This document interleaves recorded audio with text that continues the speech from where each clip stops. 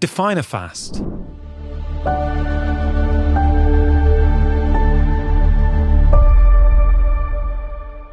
So fasting is when your blood sugar comes down enough over a significant period of time, and usually that time is somewhere between 8 to 12 hours without food going in your mouth. Your blood sugar will come down, and it triggers a response for your body to switch over to the fat-burning ketogenic energy system and to use a different fuel source. So can we say that if you're fasting for 12 hours and every 24 hours, which some people say is not a fast. Some people say that's what we were all doing 50 years ago, which is probably true. Probably true. But essentially, that's like having your breakfast at 8 a.m., finishing at 8 p.m., and then not eating anything until the following day's breakfast. That's right. So, that is very gentle. That qualifies as fasting according to you. Yep. And what kind of benefits do you think we can get? We're seeing inflammation markers come down. That has been well researched. We're seeing a lot of metabolic markers that start to bring themselves down. You can see like 16-8 was one of the most popular studies ever done. It was an article printed in Cell Metabolism. Yeah. And that's 16-hour fasting, isn't it? Yeah, 16 hours fasting, 8-hour eating window. And they saw all the metabolic markers come down. Liver enzymes balanced out. Blood pressure came down. Cholesterol regulated. You were what I call metabolically immune from the damage of a Western diet. So if you don't want to change your diet, just fast 16 hours as much as possible, and you're resetting that whole metabolic system. What about people who would say, hey, Mindy, listen, life is stressful enough, and fasting is an additional stressor on the body. Yeah. I don't think I should fast, but you're saying I should. How would you help them think about it? Yeah, it's interesting. When we first started doing a lot of fasting in my clinic, I had a lot of patients with adrenal fatigue. And I was like, okay, how are we going to do this? And what I decided to do is take their eating window and slowly compress it. So I took whatever their natural state was. So let's say they're like 7 hours without eating. And I was like, okay, can we just go 7.5 hours? And I would try that. I'd have them do that for about a week. And if they were okay, then the next week I would be like, okay, can we do 8 hours? And so I call it tiptoeing in. I just slowly tiptoed them into this fasting lifestyle. And every single time they got more energy. Every single time those adrenals healed, to the point that I didn't even need any supplements anymore to help support them. And when you say adrenal fatigue, are you essentially talking about people and women who have been under chronic stress for a sustained period of time?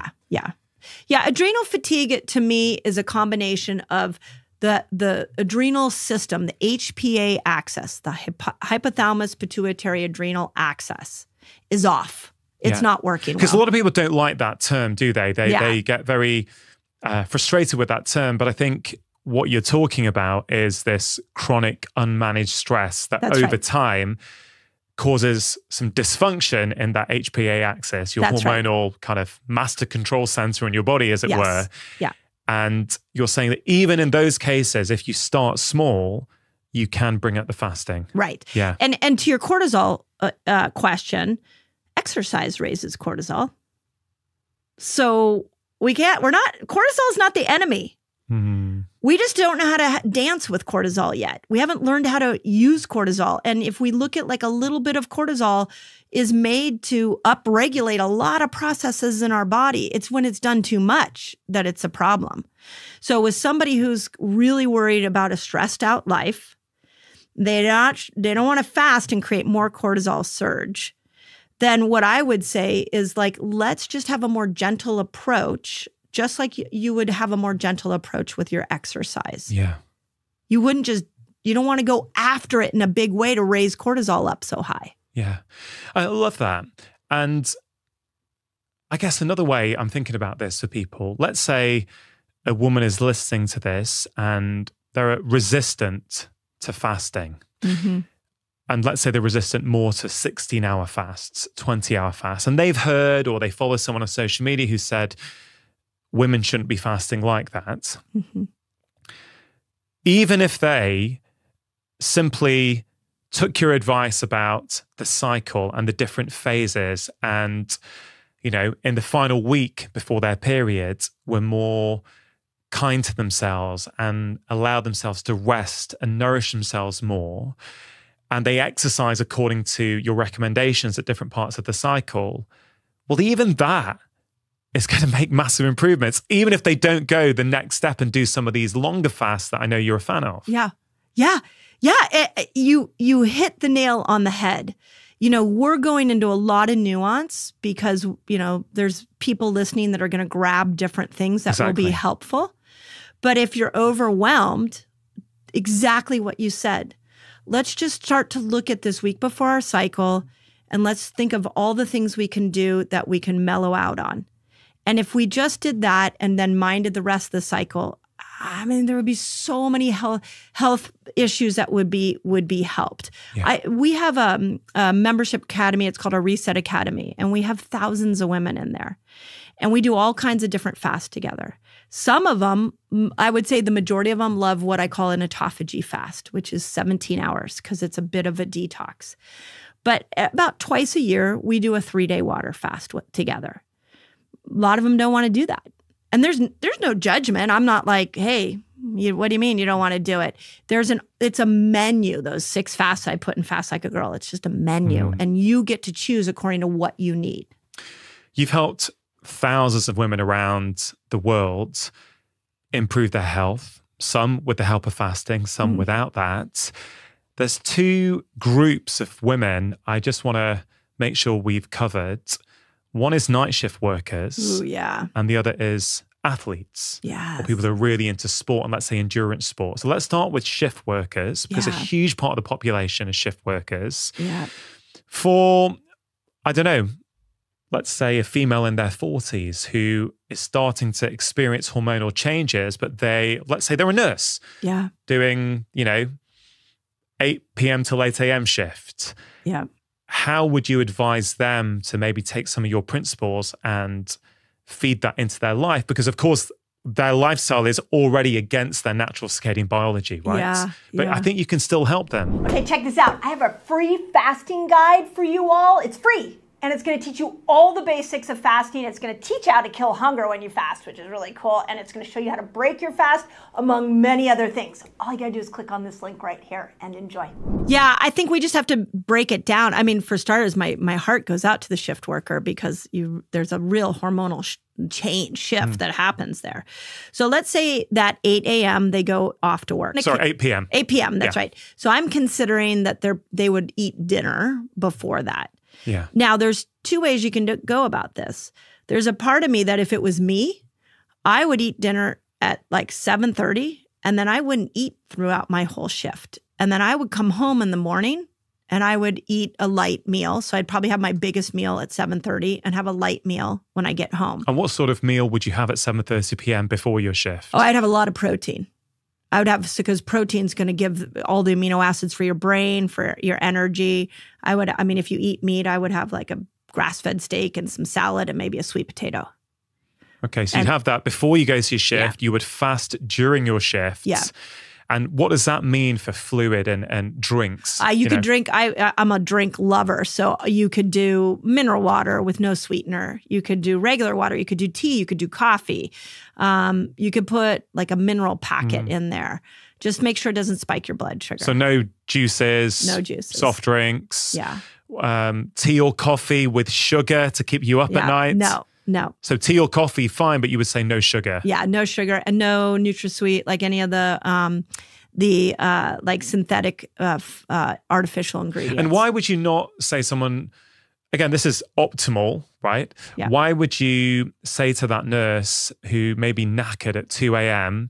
and is fancying a black coffee with a spoon of sugar in to help them get through the rest of their shift, why not the sugar? Because it's going to raise your blood sugar up. So, what's a really interesting example of this is one of the more interesting fasting lifestyles I had to put together was an actress who had in the middle of the night, she was filming. You wrote about this in the book. I remember reading it this morning. Yeah. And so when she came to me, she's like, I'm exhausted. And so I gave her this exact protocol. I'm like, okay, we're going to eat before you go to bed, you're going to eat a big meal before you start filming, and you're not going to eat during the night while you're filming. And like within days, her energy went through the roof. And we forget, don't we, sometimes that digesting food, of course, food is important, but it takes energy. That's right. Right? Quite a lot of energy Yeah. to digest our food. Yeah. So sometimes when we fasted for a while or not eaten for a while, we can have pretty good cognition, you know? Yeah. And loads of mental energy. One thing that I did when I first understood fasting is I wanted to bring it to my patient base. And every January, I gathered hundreds of people together and we would do what I call a reset, where we would do an experiment with new health tools. And we would do it for the whole month of January. And I had just discovered fasting. And I thought, oh my God, my patients are going to think I'm crazy. Like I've been talking about food and quality of food, and now I'm going to tell them no food. So I decided to go on a 5-day water fast. And on the 5th day, I gave the presentation to them. And I explained all the science behind it. I told them what was going on. And then I said to them, and just so you know, it's Saturday today. I have not eaten since Sunday night. I'm like, do I look like I'm exhausted? And everybody came up to me afterwards. They were like, that was the best speech you ever gave. Like they could see it very clearly that I wasn't dying. So to the shift worker, I would say if you could follow that pattern, you're actually going to be, your performance at work will be better. You're not gaining weight. You're minding melatonin a bit. And then you can go back into this recovery place. I love that. Super helpful. For the athletes. So there's also this conversation online about female athletes and that fasting is not the right approach. They need food, they need energy. And I know there's a lot of nuance there, so I don't want to misrepresent anyone else's work. In Fast Like a Girl, I think there are a few case studies of athletes or female endurance athletes who you've helped. Oh, yeah. Right? So what's your take on it? Yeah. I will completely refute that statement because I saw it in my clinic all the time. My clinic was a bunch of 45 to 55-year-old, high-tech, overachieving, athletic people. Yeah. And so when we started implementing fasting, I watched their times improve in such a huge way. So we can't make a blanket statement like fasting's not good for an athlete. Okay, are you fasting and you're still not losing weight? Check out this video because you might be missing a key part of your fasting experience that's gonna unlock weight loss. So if you think about it, all the humans that emerged out of that time have the gene that allows us to go without food. And that gene, they believe, is in all of us today.